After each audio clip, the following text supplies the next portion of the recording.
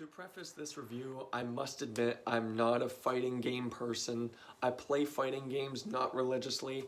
I play fighting games very, very casually, and as well as not often, like at all. Street Fighter, I don't have a problem with. I'm just fucking terrible at fighting games. Now, Street Fighter 6, I dove right headfirst into so that I could also record and upload my walkthrough onto my YouTube. And throughout, I also was finding the goods and the bads of this game. And Street Fighter 6, I like to mainly just talk about the story because I'm not really very good at fighting games. I'm going to try and pass that off to an actual expert of fighting games eventually. So I'm mainly going to talk about the story, the storytelling, the narrative, and the writing of Street Fighter 6's World Tour Story Mode. Now, Street Fighter 6 does have a story mode. It basically took cues from Street Fighter 5 with story, but it gave you an even better expanded story. Street Fighter 6's World Tour Story Mode isn't really connected too much to anything beforehand. It's more so you create a character and you go through your character's life of learning basic training from multiple casts of characters inside of the Street Fighter name. And you go through tournaments, you go through bad guys, which are some main characters of Street Fighter. And essentially, the story is just growing up in a life of fighting, pretty much. And I really enjoyed the story of Street Fighter 6. It was honestly very simplistic, but that's better for a game like this, it being a fighting game, just because the simplicity of the story, to me, poetically enhances the not so simple or linear gameplay. Now, the story, as I stated, it's just kind of creating a character and going up the rise of his life.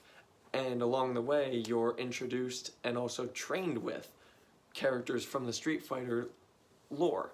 And everything in the story I really liked, writing-wise, as well as narratively.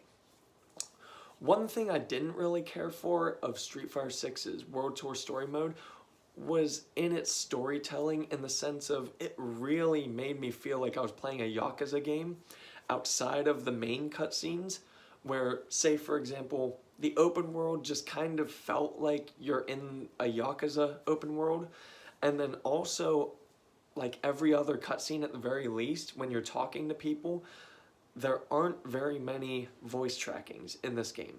The main characters, yes, but even when you're sometimes in conversation with the main characters, sometimes you're still just clicking X on PlayStation, reading what they're saying.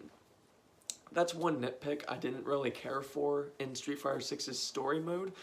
Because this is 2023, we've been doing voiceovers, voice trackings for decades now.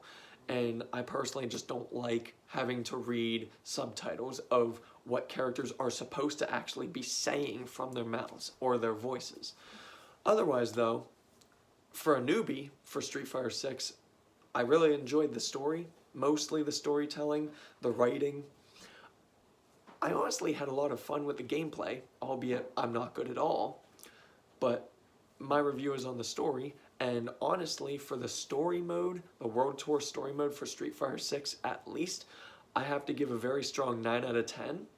And that's also because it's really bolstered around really well done gameplay too. Now, like I said, I'm not an expert in fighting games, but I really feel like the gameplay in Street Fighter 6 really enhances the story and the experience and the immersion.